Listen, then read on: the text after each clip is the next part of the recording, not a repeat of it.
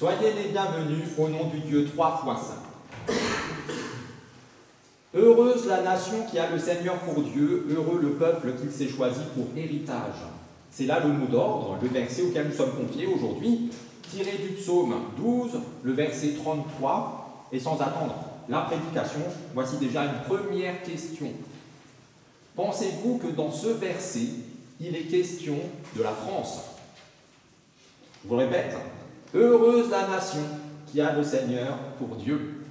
Parce qu'il est question ici de la France. Pensez-vous que la France est heureuse parce qu'elle a le Seigneur pour Dieu? Alors je vous sens hésitant, pour le moins, hésitant entre l'envie de vous réjouir, oui, et le besoin d'honnêteté, peut-être pas. On aimerait que la France appartienne à Dieu et qu'elle soit heureuse de ce fait, mais ça se saurait si c'était le cas. Et ça se verrait au moins un petit peu plus que ça. Alors heureusement, le peuple de Dieu transcende les lieux et le temps. Et donc aussi les nations humaines. Dans ce verset, il n'est pas question de la France ou de la Gaule ou de l'Allemagne ou de peu importe. C'est bien plus large que ça. Alors rassuré par cette bonne nouvelle, une première question, une très bonne nouvelle. Et avant de poursuivre dans la louange avec le premier chant, un chant classique, donc je veux vous entendre tous, hein, on pourrait même enlever les feuillets et vous chanteriez quand même, je pourrais l'Éternel. Saluons tout particulièrement le futur baptisé du jour qui est tellement calme que c'est bizarre. C'est toi, t'es sûr? Oui, c'est lui. Et sa famille, les invités, tout ça, bienvenue. Sébastien, c'est toi pour de vrai? Mamma mia. Alors oui, j'imagine sans tout ça et je te reconnais, c'est bon. Voilà, soyez les bienvenus. Et on chante le premier chant.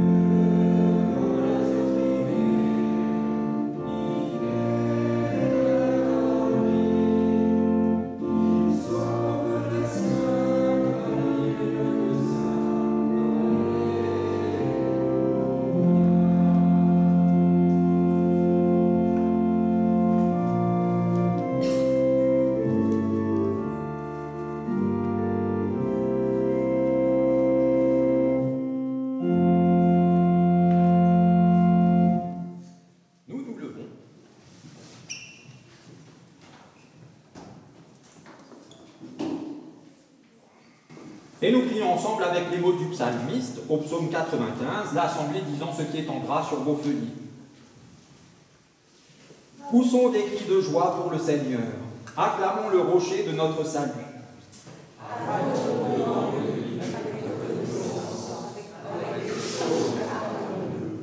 Car le Seigneur est un grand Dieu, un grand roi, au-dessus de tous les dieux.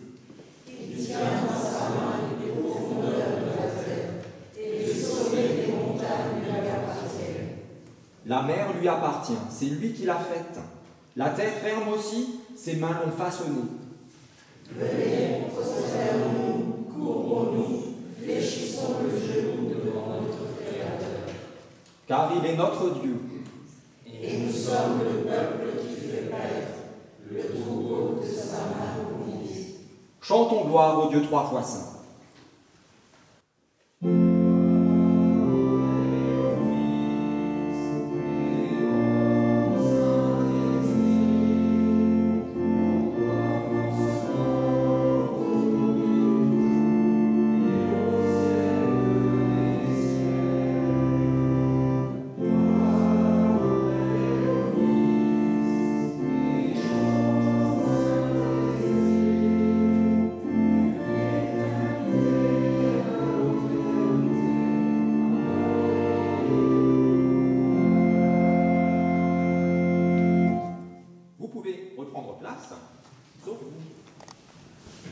Demeurons dans la prière.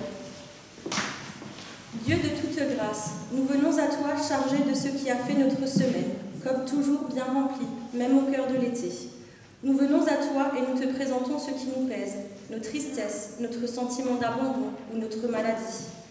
Mais nous te présentons aussi ce qui réjouit nos cœurs, notre épanouissement professionnel, notre bonheur familial, la beauté de la vie. Seigneur, en nous présentant ainsi devant toi, à ta lumière, nous voyons aussi que nos vies ne sont pas comme elles devraient être, alors que nous sommes enlisés dans nos membres ou dans nos trop-pleins. Devant toi, nous reconnaissons que nous ne pouvons y remédier par nos propres forces. C'est pourquoi nous nous tournons vers toi, nous fixons nos regards sur toi et nous nous attachons à ta parole de grâce. Cette parole par laquelle tu proclames à notre intention par la bouche de l'apôtre. Dieu ne reprend pas ce qu'il a donné et il ne change pas d'idée à l'égard de ceux qu'il a appelés. La fidélité de Dieu ne connaît pas de limite. Jamais il revient sur son choix pour la vie. Jamais il ne renie l'amour qu'il a donné. Jamais il n'abandonne celui qu'il a choisi d'aimer. Pour cette grâce admirable, chantons-lui notre reconnaissance, exaltons le Seigneur. Ô ma joie et mon espérance, en français et en allemand.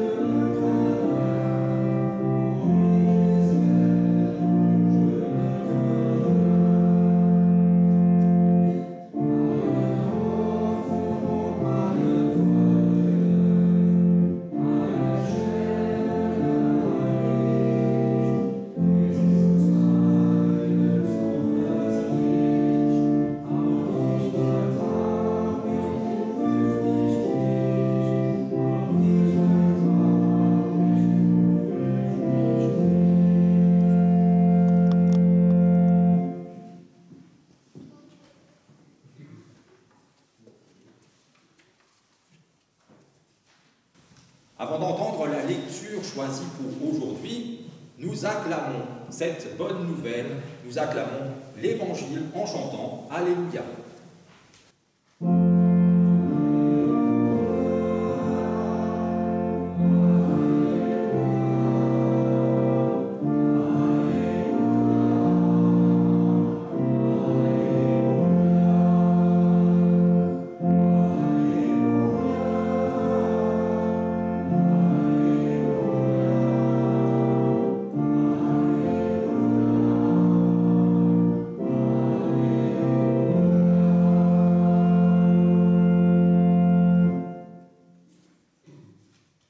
Et dans l'évangile de Marc au chapitre 12, nous entendons ceci. Un des scribes qui les avaient entendus débattre et voyaient que Jésus leur avait bien répondu, vint lui demander quel est le premier de tous les commandements. Jésus lui répond, le premier c'est « Écoute Israël, le Seigneur notre Dieu, le Seigneur est un. Et tu aimeras le Seigneur ton Dieu de tout ton cœur, de toute ton âme, de toute ta pensée et de toute ta force.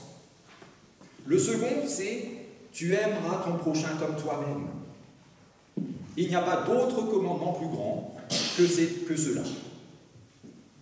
Le scribe lui dit « C'est bien, maître, tu as dit avec vérité que Dieu est un et qu'il n'y en a pas d'autre que lui, et que l'aimer de tout son cœur, de toute son âme, de toute sa pensée, de toute sa force, et aimer son prochain comme soi-même, c'est plus que tous les holocaustes et les sacrifices. » Jésus, voyant qu'il avait répondu judicieusement, lui dit « Tu n'es pas loin du royaume de Dieu. » Si. C'est ce qu'il a dit. Même que, ensuite, personne n'osait plus l'interroger. Seigneur, ta parole est la vérité. Enseigne-nous à marcher selon ta vérité.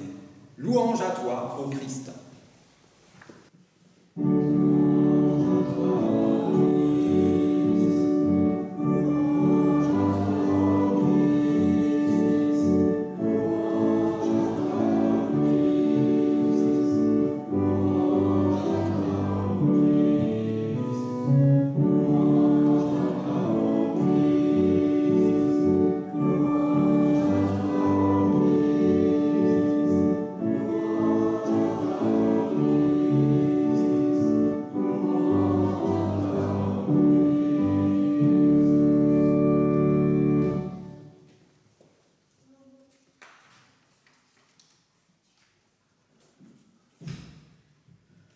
L'Évangile nous rapporte qu'un jour, des gens amenèrent des enfants à Jésus pour qu'il les bénisse.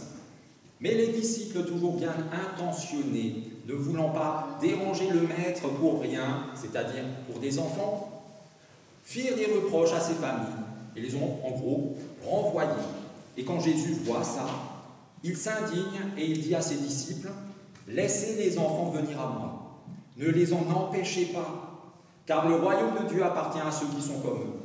Je vous le déclare et c'est la vérité, celui qui ne reçoit pas le royaume de Dieu comme un enfant, celui-là ne pourra pas y entrer. » Ensuite, Jésus prend ces enfants-là dans ses bras, il les bénit en leur imposant les mains.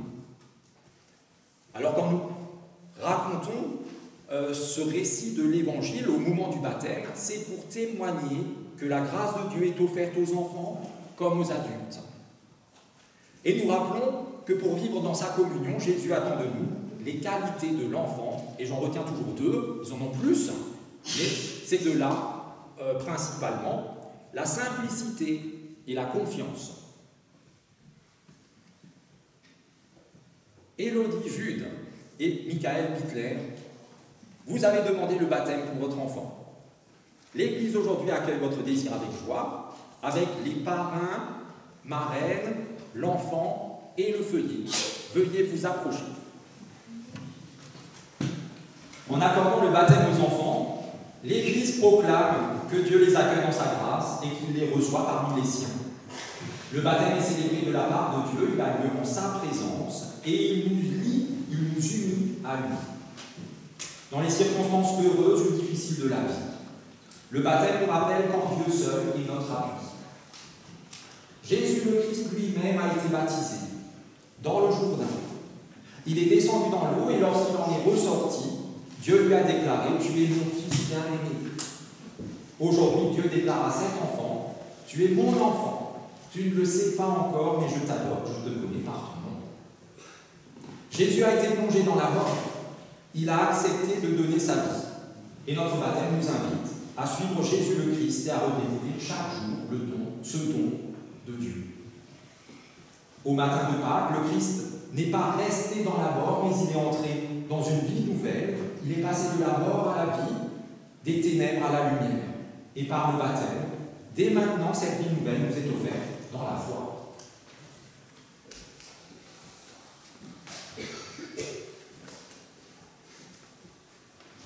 Si nous baptisons ce n'est pas juste parce que c'est une très belle fête, hein, parce que nous sommes très bien habillés, ça se voit, vous êtes très bien habillés, mieux que moi.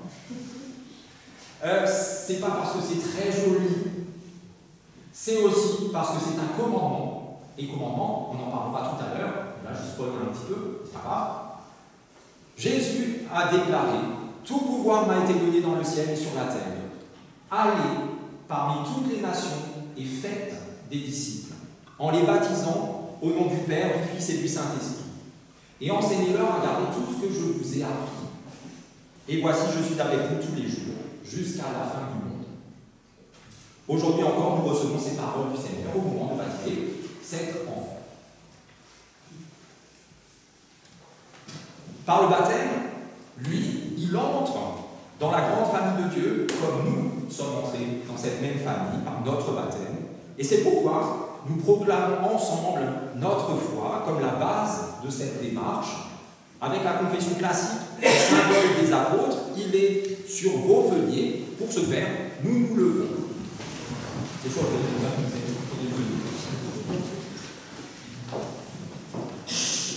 je crois en Dieu, le Père Tout-Puissant, Créateur du ciel et de la terre. Je crois en Jésus-Christ, son Fils unique, notre Seigneur, qui a été conçu du Saint-Esprit et qui est né de la Vierge Marie. Il a souffert sous Ponce Pilate, il a été crucifié, il est mort, il a été enseveli, il est descendu aux enfers. Le troisième jour, il est ressuscité des morts. Il est monté au ciel, il est assis à la droite de Dieu, le Père Tout-Puissant, et il viendra de là pour juger les vivants et les morts. Je crois au Saint-Esprit, la Sainte Église universelle, la communion des saints, la rémission des péchés, la résurrection de la chair et la vie éternelle. Amen. Parents, parrain et marraine, est bien là la voie dans laquelle vous souhaitez que cet enfant soit baptisé. Parfait. L'assemblée peut reprendre place avant que j'oublie.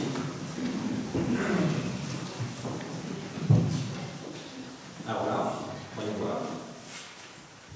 Pardon.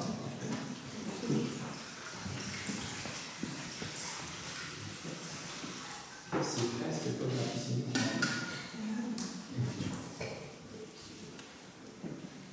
Dieu notre Père, nous te remercions de faire jaillir l'eau qui donne vie à ta création. Envoie ton Saint-Esprit, afin que par ta parole jointe à l'eau, cet enfant naisse à la vie nouvelle en Jésus-Christ. Compte-le au nombre des tiens. À toi la puissance et la gloire, au siècle des siècles. Amen.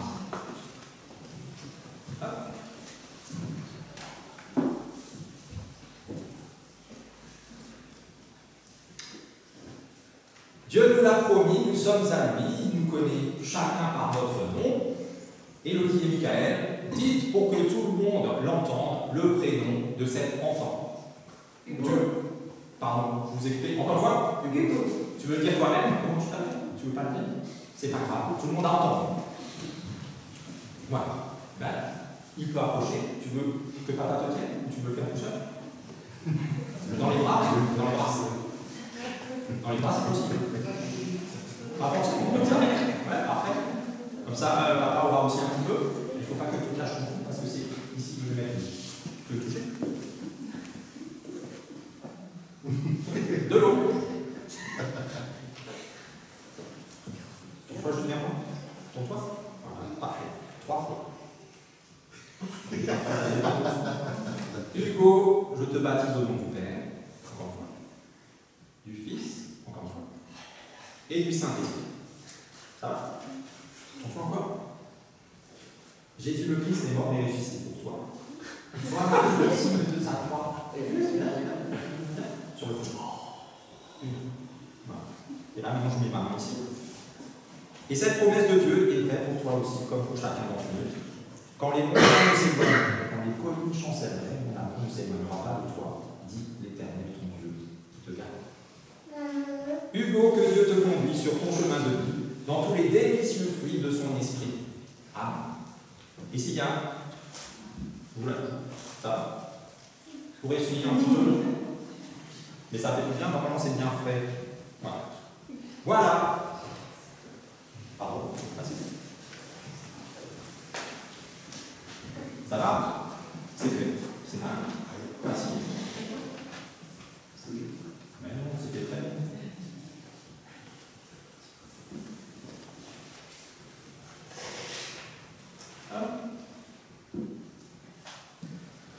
Maintenant, Hugo, tu es enfant dans le Seigneur, tu es même lumière dans le Seigneur, vis comme un enfant de lumière.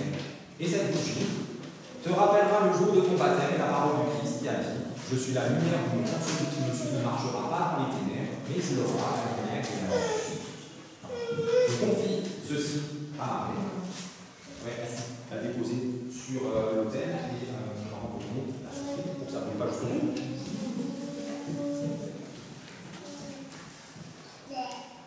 Le baptême, c'est fait. La partie de Dieu, en tout cas, parole et geste symbolique, tu es baptisé aux yeux de Dieu. Maintenant, il nous reste à nous de parachever votre démarche en disant avec des mots les engagements que vous prenez pour lui aujourd'hui et ensuite en le scellant avec un câlin. Voilà. Et qui veut commence. Ici, bien fort. D'abord la marraine. Bien fort. Nous, Fabrice, parrain de Hugo, et Mélanie, marraine de Hugo, nous nous engageons ce jour pour toi, Hugo, et devant vous tous, à être présents pour toi, être à ton écoute et répondre à tes questions, tout au long de ton chemin de vie, mais également au long de ton chemin de foi.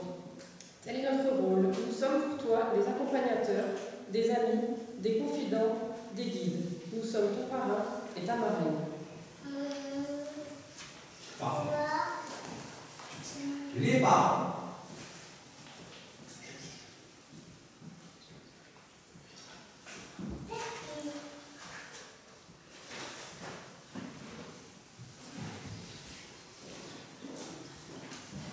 Vous pouvez tous les trois venir bien au milieu pour qu'on voit. Bien fort. Hugo, nous nous engageons, ton papa et moi, à être toujours là pour toi, quoi qu'il arrive, à t'aimer, à te guider et à répondre à toutes les questions que tu puisses savoir. Vous pouvez sceller ces engagements avec un câlin. Ça, il va apprécier.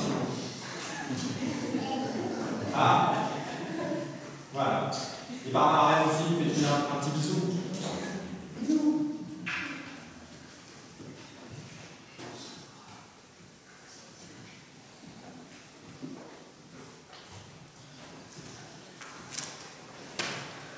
Un peu. Nous aussi, nous sommes présents, nous avons à nous engager, et donc, si vous voulez bien, vous levez pour ce faire. Frères et sœurs, Hugo est enfant de Dieu. Il est ici chez lui, vous êtes sa famille spirituelle. Vous lui accorderez, ainsi qu'à sa famille, le soutien de votre prière. Aucune contrainte ne le retiendra dans la communauté chrétienne, mais s'il venait à s'en séparer, vous affirmerez qu'il peut toujours y retrouver sa place. Vous serez ainsi, pour lui, des témoins de l'amour de Dieu. Êtes-vous prêts à prendre cet engagement? Dites après moi, oui, avec l'aide de Dieu. Oui, avec l'aide de Dieu. C'est ça. Vous pouvez reprendre place. Et pour que tout le monde voit envers qui il vient de s'engager, je sais que le mot vous le connaissez, mais derrière, sans doute, vous ne le connaissez pas. Papa, est-ce que vous voulez bien passer tranquillement d'un côté puis revenir de l'autre pour présenter Hugo à l'Assemblée? Alors vous verrez surtout sa nuque. Mais c'est lui. Ah non, là ça va, là ça va. Jusqu'au bout, jusqu'au bout. Jusqu'au bout, papa, jusqu'au bout.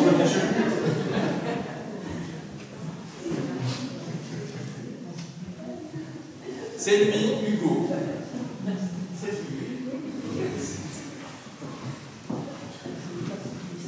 Peut-être, tout le monde reconnaîtra peut-être son genou. Voilà. nous signons le registre, l'assemblée commence déjà le chant suivant, trouvé dans ma vie ta présence. Voilà.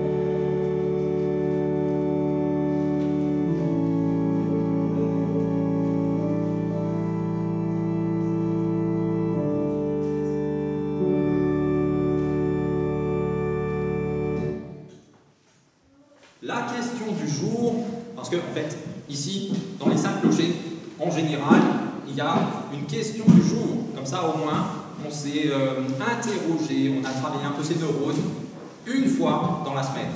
La question du jour, eh ben, ce coup-ci, c'est pas moi qui vais vous la poser, parce qu'elle nous a déjà été posée par le scribe de la lecture de tout à l'heure. Et je vous la redonne. Quel est le premier de tous les commandements?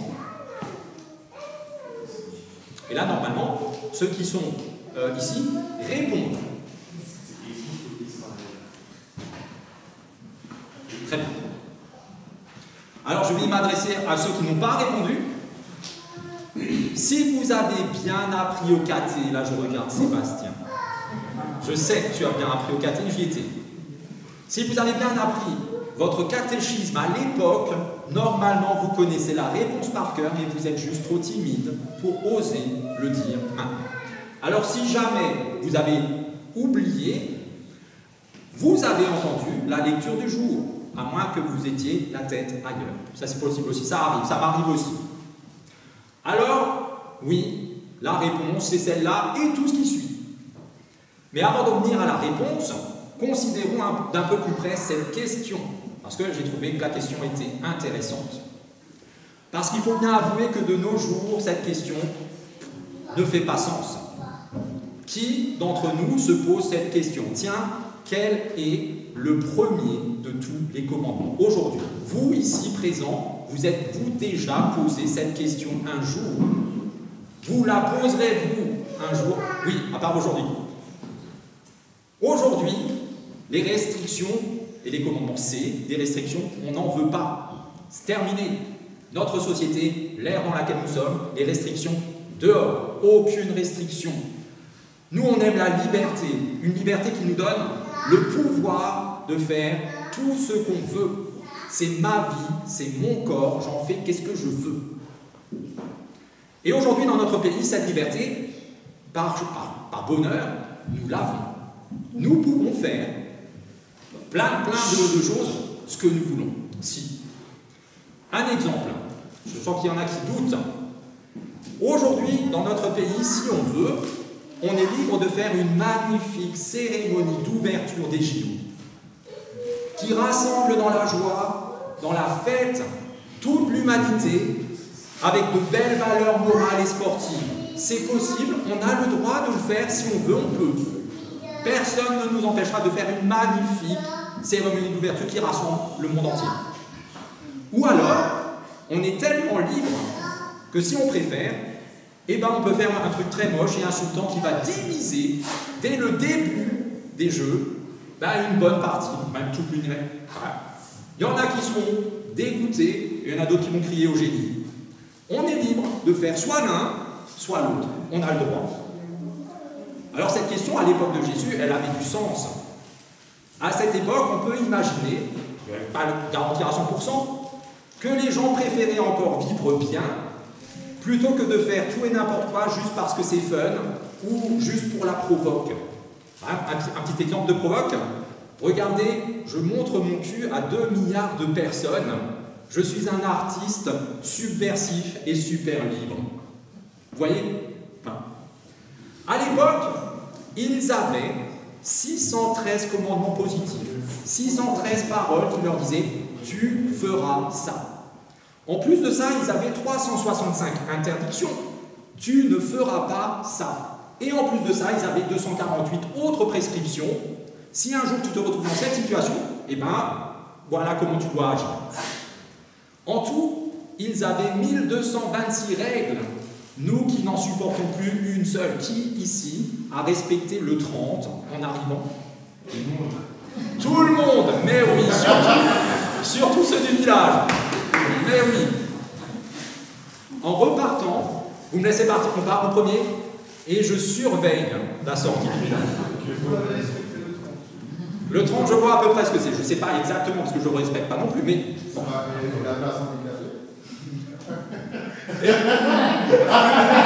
Regardez-moi, est-ce que j'ai l'air normal? Non, donc... Voilà. Alors si pour nous, cette question semble sortir de nulle part et être inutile, à l'époque, cette question avait déjà ce premier intérêt, se faciliter un peu la tâche en déterminant ce qui est le plus important, hiérarchiser les règles pour surtout ne pas se planter sur ce qui est le plus important. Tout respecter, c'est impossible. Donc, savoir ce qu'il faut à tout prix respecter, ça, c'est une bonne idée. Et ne pas finir, je regarde par là, ne pas finir comme le Racing. Vous connaissez le Racing?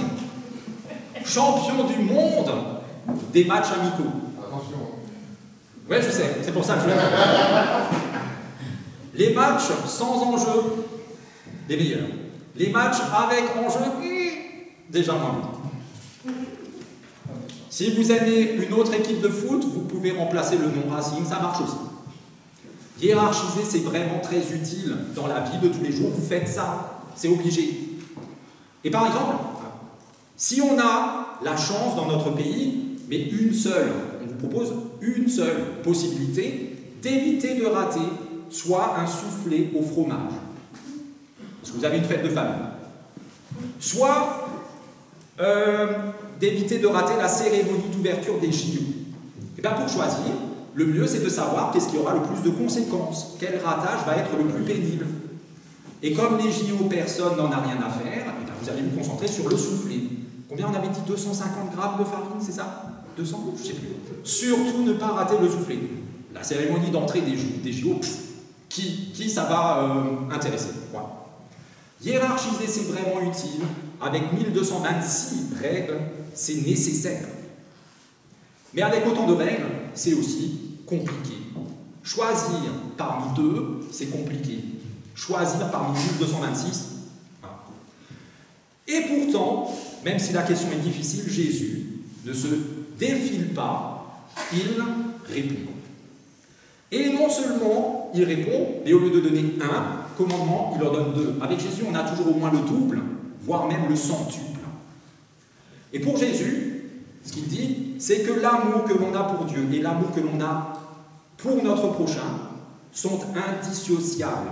On ne peut pas juste dire « j'aime Dieu » ou « j'aime mon prochain » et pas l'autre. Les deux vont de pair, sinon il manque une grosse moitié. Pour Jésus, il n'est pas utile de plus hiérarchiser les règles que ça, parce qu'elles découlent toutes de ce que Stéphane a dit, Shema Israël, écoute Israël. Écoute, parce qu'à l'origine de toute chose, comme à la fin de toute chose, il n'y a que la parole de grâce, de justice et d'amour de Dieu. On vient de là, on va à là. Voilà. Si bien que chaque commandement n'est pas d'abord une limitation, mais un don de Dieu qui donne aux hommes les clés de la vie. Sans ces règles, on ne peut pas vivre. J'aurais pu vous citer un autre passage du livre du Deutéronome dont est issu le premier commandement cité par Jésus, qui dit « Voici devant toi, j'ai mis la vie et le bonheur, la mort et le malheur. Choisis la vie afin que tu vives. » C'est ce que Dieu nous dit. Alors ici, on touche aux questions fondamentales de notre existence. Quel est le sens de ma vie? Son origine, son centre, son but. Et alors la question du scribe résonne en nous différemment, parce qu'elle allie la foi à la vie entière. La foi n'est pas juste un truc qu'on fait de temps en temps pour... Voilà. La foi fait partie de notre vie tous les jours. Et donc la question c'est, dans ma vie, qu'est-ce qui est le plus important? Et à cette question, Jésus donne cette réponse: aime Dieu dans ta vie. Et aime ton prochain dans ta vie. Voilà ce qui est l'essentiel pour ta vie. Aime ce Dieu qui t'aime et aime ce prochain que Dieu aime également. Alors, est-ce qu'on a suffisamment conscience qu'aimer Dieu n'est pas juste une sympathique invitation, comme le baptême? Je voulais dire tout à l'heure, ce n'est pas juste parce que c'est joli, parce que ça fait bien, parce que c'est sympa. Aimer Dieu, c'est un commandement. C'est même le premier d'entre eux. Aimer Dieu, c'est un amour qui implique pas moins que notre être tout entier. Alors si vous me dites que l'amour ne se commande pas, je vous réponds que quand on connaît Dieu, on ne peut pas ne pas l'aimer. Quand on connaît Hugo, on ne peut pas ne pas l'aimer. Pour Dieu, c'est pareil à l'échelle de l'univers. Et on peut le connaître à travers sa création. Ici, que ce soit Schwarzbach ou Eckhart-Tolle, peu importe dans la région, vous sortez, vous êtes aux anges. Tellement c'est beau. On le connaît à travers ses œuvres, parce que tout dans le monde n'est pas moche, il y a plein de belles choses. Hugo est une belle réussite de Dieu. À travers sa parole, nous avons lu la Bible. C'est ça qui nous dit tout ce qu'il faut qu'on sache. Et donc, surtout, à travers la personne de Jésus, qui nous révèle le Père dans toute sa bonté, sa compassion, mais aussi sa justice. Alors forcément, quand on aime Dieu de tout notre cœur. Quand on donne son cœur, on donne sa vie. Pas juste un bout, tout. De toute notre âme, la vie intérieure, émotionnelle, sentimentale, qui produit parfois nos élans démesurés et irraisonnables. Mais ça aussi, ça fait partie. On aime Dieu de toute notre pensée, là où prennent naissance nos décisions et se déterminent nos actions. Et on aime Dieu de toute notre force, pas seulement avec la bouche, blabla, avec le désir de faire, mais avec persévérance et enthousiasme. On aime Dieu d'un amour qui va au bout de lui-même, d'un amour sans compromis, d'un amour entier, parce que c'est ainsi que Dieu veut être aimé. C'est ainsi aussi que Dieu veut que nous aimions les uns les autres, comme lui-même nous a aimés, comme lui-même nous aime. L'amour que nous avons les uns pour les autres est le seul signe tangible, visible de l'amour que nous prétendons avoir pour Dieu. L'apôtre Jean dit ceci: celui qui dit « j'aime Dieu » alors qu'il déteste son frère, eh bien celui-là est un menteur. Parce que celui qui n'aime pas son frère qui est à côté de lui à portée de main, à portée d'amour, comment pourrait-il aimer Dieu qui est si loin? Pour nous encourager à oser un tel amour, sincère et entier, il suffit d'imaginer ce qu'aurait été la cérémonie d'ouverture des JO si elle avait été basée sur l'amour que le Christ nous commande d'avoir les uns pour les autres. Si vous avez trouvé qu'elle était magnifique, imaginez combien 1000 fois plus elle aurait été belle si on avait juste basé la création de ce truc sur l'amour que nous devons avoir les uns pour les autres. Pour moi, elle aurait été différente à 200%. Dans un tel amour partagé, nous serions alors comme le scribe. Peut-être vous avez encore le souvenir de cette phrase conclusive à la lecture du jour. Jésus dit ceci au scribe: ben, si nous sommes dans l'amour de Dieu et dans l'amour du prochain, Jésus nous dit exactement la même chose. Vraiment, tu n'es pas loin du royaume de Dieu, dans la fête, dans la paix et dans la vie. Amen.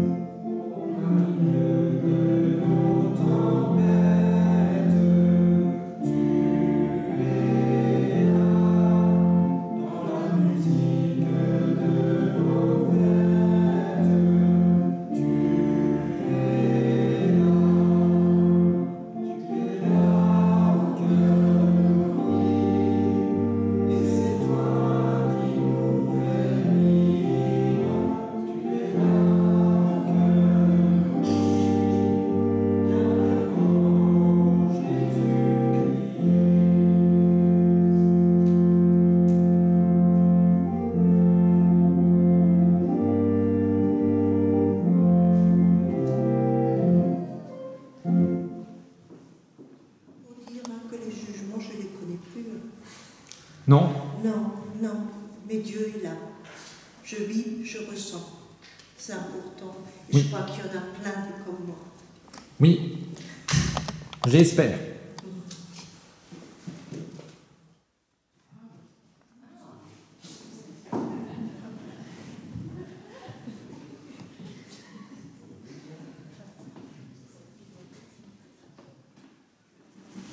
Seigneur, par amour, tu fais alliance avec nous. Et faire alliance, n'est-ce pas se donner la main pour avancer ensemble? Comme un ami, le jour et la nuit, toi Seigneur, tu nous donnes la main. Avec toi, nous sommes plus courageux. Avec toi, c'est plus facile de sourire. Avec toi, c'est plus facile d'être joyeux. Avec toi, c'est plus facile de dire merci. Seigneur, par amour, tu fais alliance avec nous. Et faire alliance, n'est-ce pas être solidaire pour vaincre le mal? Comme un ami, de jour et de nuit, toi, Seigneur, tu restes à nos côtés. Avec toi, nous sommes plus solides.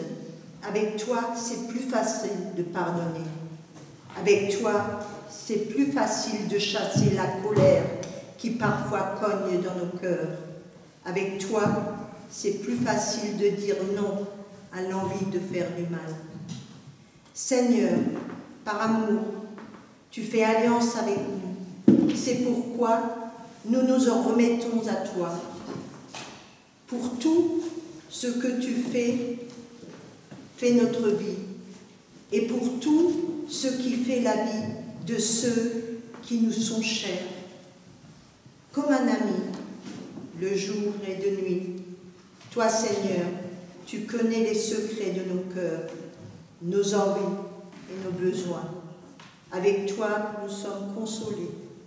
Avec toi, nous sommes guéris. Avec toi, nous sommes sauvés. Seigneur, par amour, tu fais alliance avec nous en faisant de nous tes enfants. Que notre prière rejoigne le mystère de ta volonté, alors que nos voix et nos cœurs t'adressent humblement les mots que tu as toi-même appris. Notre Père qui es aux cieux, que ton nom soit sanctifié, que ton règne vienne, que ta volonté soit faite sur la terre comme au ciel.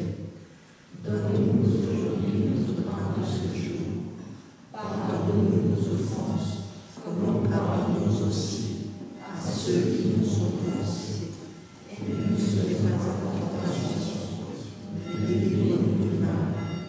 Car c'est à toi qu'appartiennent le règne, la puissance et la gloire, au siècle des siècles. Amen.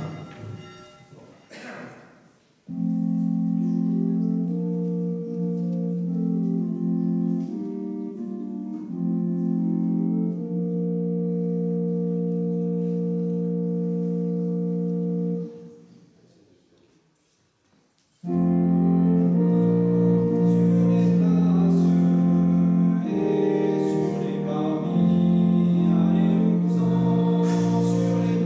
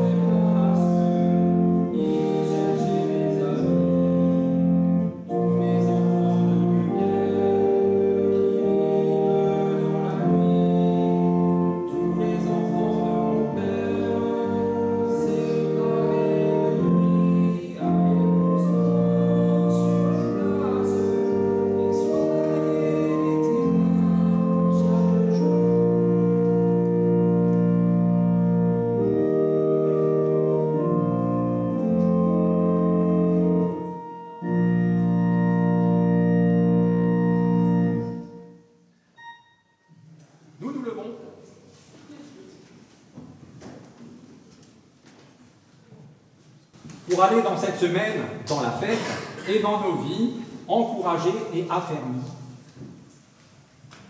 Toi, mon frère, toi, ma sœur, n'oublie pas que tu fais partie de la famille de Dieu. Lui-même te précède, lui-même t'accompagne. Dans ta peur, il est une danse. Dans ton désert, il est espérance. Dans tes joies, il est sourire. Et dans ton attente, il est désir. Dans ta peine, il sèche tes larmes. Dans ton combat, il te désarme. Dans tes projets, il est chemin. Et dans tes nuits, il est matin. Oui, Dieu notre Père, par son esprit de vérité, t'accompagne et te conduit. Et il t'a permis dans son alliance éternelle en Jésus-Christ, son Fils, notre Seigneur. Alors sois béni, tu es béni. Amen.